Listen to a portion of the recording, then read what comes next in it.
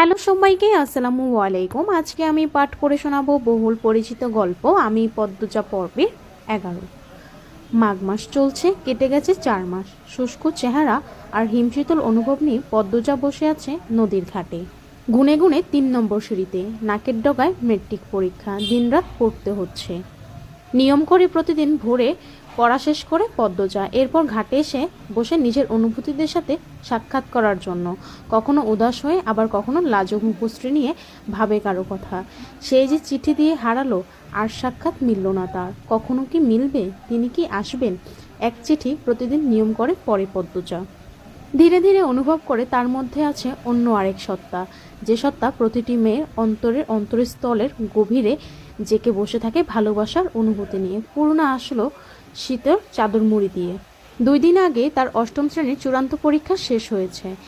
হিমেল হাওয়ার হাড় কাঁপানো শীতে পূর্ণা থেমে থেমে কাঁপছে। আপা? পদ্মজা তাকালো, মৃদু হেসে বলল, কি? পরপরই আবার উৎকণ্ঠা নিয়ে বলল, আম্মা আবার অসুস্থ হয়ে পড়েছে? পূর্ণা পদ্মজার পাশ ঘেঁষে বলল, না, আম্মার কিছু হয়নি। পদ্মজা হাঁফ ছেড়ে বলল, আম্মা সারাদিন সেলাইয়ের কাজ করে, এদিকে তাকিয়ে থাকে, এক জায়গায় বসে থাকে, এজন্য শরীরে এত অশান্তি, দুর্বল হয়ে পড়েছে। আব্বারে বলিস আম্মারে নিয়ে সদরে যেতে। আমার কথা তো আব্বা শুনবে না। আচ্ছা। দুজন নদীর ওপারে চোখ রাখলো। অতিথি পাখির মেলা সেখানে, রোমাঞ্চকর আকর্ষণ। এত পাখি দেখে মন ভরে গেল। পাখিদের কলকাকুলিতে এলাকা মুখরিত। এপার থেকে শোনা যাচ্ছে, কোথা থেকে দৌড়ে আসে প্রান্ত। সে 4 মাসের শুদ্ধ ভাষা রপ্ত করে নিয়েছে ভালোভাবে। এসে বলল, আপারা কি করো? পূর্ণা বলল, পাখি দেখি। আয়, দেখে যা। প্রান্ত দূরে চোখ রাখলো। সকালের ঘন কুয়াশার ধবল চাদরে ঢাকা নদীর ওপার। পাখিদের ভালো করে চোখে ভাসছে না। শীতের দাপটে প্রকৃতি নীরব, তাই পাখির কলকাকুলি শোনা যাচ্ছে দারুণভাবে। প্রান্ত বলল, বড় আপা, একটা পাখি ধরে আনি। একদম না, পাখি ধরা ভালো না। অতিথি পাখি তো ভুলেও ধরা উচিত না। ওরা আমাদের দেশে অতিথি হয়ে এসেছে।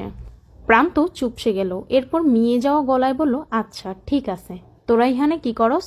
মোর্শেদের কণ্ঠস্বর শুনে 3 জন ফিরে তাকালো। প্রান্ত হাসি মুখে ছুটে এসে বলল, আব্বা, আমি আজ তোমার সাথে মাছ ধরতে যাব।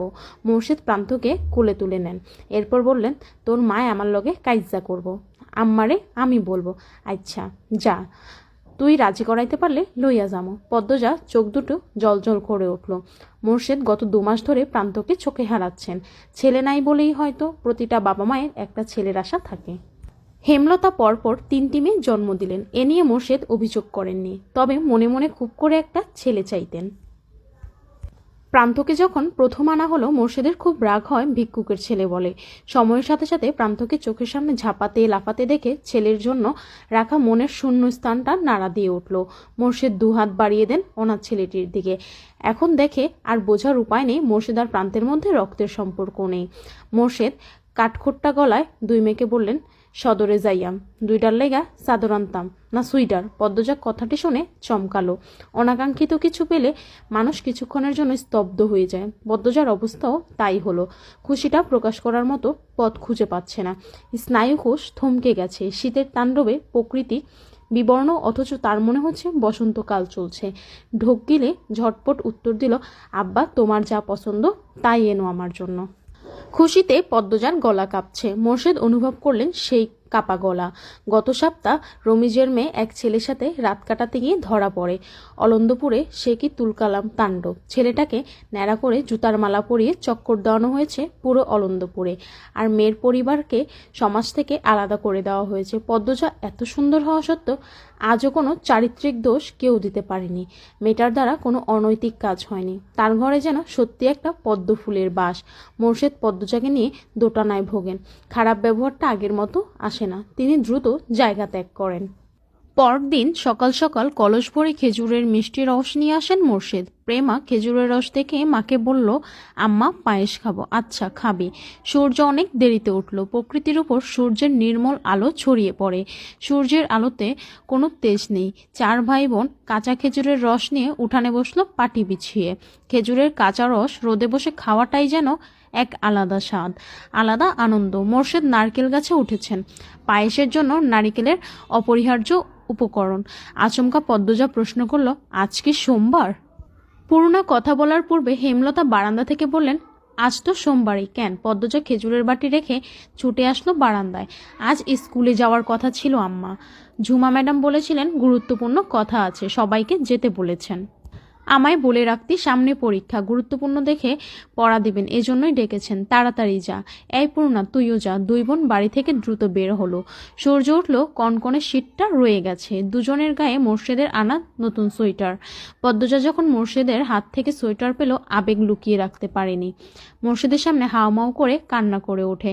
মোর্শেদ অপ্রস্তুত হয়ে বাড়ি থেকে বেরিয়ে যান। ফিরেন অনেক রাত্রিরে। পূর্ণা বলল, আব্বার পছন্দ ভালোই তো, তাই না আপা? কিসের পছন্দ? সোয়েটারগুলো কি সুন্দর।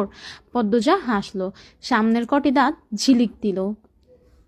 হাতের ডান পাশে ধান ক্ষেত, ধান গাছের ডগায় থাকা বিন্দু বিন্দু জমে থাকা শিশির রোদের আলোয় ঝিকমিক করছে। অনেকে হাতে কাঁচি নিয়ে প্রস্তুতি নিচ্ছেন ধান কাটার। বাতাসে নতুন ধানের গন্ধ। হঠাৎ পূর্ণা চেঁচিয়ে উঠল, আপারে! লিখন ভাই। পদ্মজা নিঃশ্বাস গেল থমকে। মুহূর্তে বুকের মাঝে শুরু হয় তাণ্ডব। পূর্ণার দৃষ্টি অনুসরণ করে পিছনে তাকালো পদ্মজা। লিখন ব্যস্ত পায়ে এদিকে আসছে। পাশে মগা। পদ্মজা অজানা আশঙ্কায় চোখ ফিরিয়ে নিল। পূর্ণাকে বলল, এখানে আর এক মুহূর্তও না। কথা শেষ করে পদ্মজা স্কুলের দিকে হাঁটা শুরু করলো। পূর্ণা অবাক হয়, কিন্তু এ নিয়ে আর কথা বাড়ল না। লিখন পিছন পিছন আসছে। পদ্মজার বুক কাঁপছে বিরতিহীনভাবে। চাহনি অশান্ত। এই ছিল আমাদের আজকের পর্ব।